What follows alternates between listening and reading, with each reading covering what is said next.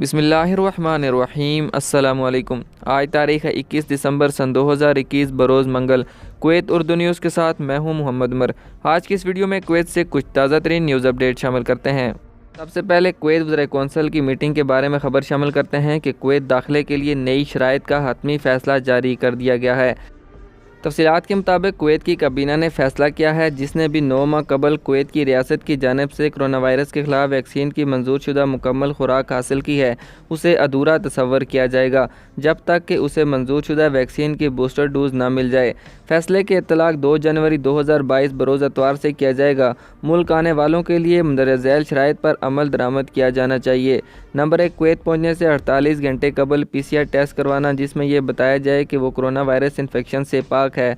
Number 2, Kuwait पहुंचने के बाद 10 दिन के लिए होम क्वारंटीन का इतलाक़ होगा, जबकि 10 दिन का होम क्वारंटीन ख़त्म करने के लिए मुल्क में दाखिल होने के कम से कम 72 घंटे बाद PCR टेस्ट करवाया जा सकता है, जिसमें इस बात की तस्दीक होती है कि मुतल्लिका शख्स वायरस से पाक है।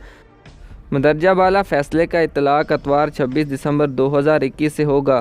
ताउन के लिए सफ़र को सिर्फ ज़रूरत के मामलात तक महदूद रखने और सेहत की ज़रूरियात और एहतियाती तदबीर पर अमल करने की हिदायत की गई है। अगली खबर शामिल करते हैं कि इंसानी हकूक़ के सरबराह दीवान सफ़ीर जासिम अल-मुबारकी ने तारकीन वतन के ड्राइविंग लाइसेंस की वापसी से मुतल्लिक ख़बरों को गलत करार देते हुए कहा है कि ये एक इम्तियाज़ी फ़ैसला है जो बैनुल अक़वामी क़वानीन या इंसानी हकूक़ की पासदारी नहीं करता है। उन्होंने मज़ीद कहा है कि ऐसे फ़ैसलों से कौमी माशियत को नुकसान पहुँचेगा। अल-मुबारकी ने 60 साल से ज़ायद उम्र तारकीन वतन की किरदाद को गैर सोचे समझे और गैर इंसानी किरदाद के तौर पर भी बयान किया है, और इस बात पर जोर दिया गया है कि इंसानी सलाहियत से ज़्यादा फ़ीसों के नफाज को बढ़ा चढ़ा कर पेश न किया जाए।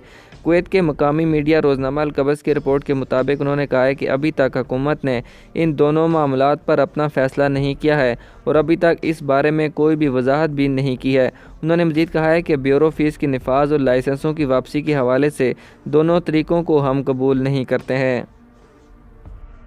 आज की ख़बरों से इतना ही। मज़ीद ख़बरों के लिए हमारे YouTube चैनल पर विज़िट करें, हमारे चैनल को सब्सक्राइब करें और बेल आइकन को ज़रूर प्रेस करें ताकि आप लम्हा ब लम्हा अपडेट हासिल कर सकें। मुझे दीजिए इजाज़त। अल्लाह हाफ़िज़।